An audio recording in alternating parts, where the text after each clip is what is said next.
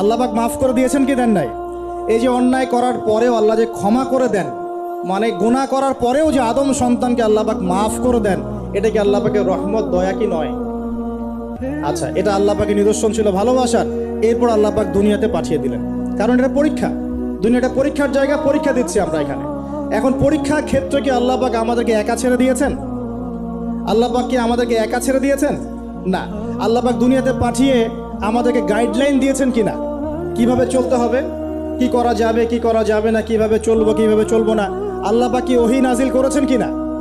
এই ওহী নাজিল করাটা কি আল্লাহ পাকের রহমত কিনা, আল্লাহ পাকের দয়া কিনা, ভালোবাসা কিনা? আল্লাহ পাককে একা ছেড়ে দিয়েছেন না নবী রসুল পাঠিয়েছেন? এই যে নবী রসুলদেরকে পাঠিয়েছেন, এই নবী রসুলগণ কি আল্লাহর পক্ষ থেকে রহমত কিনা?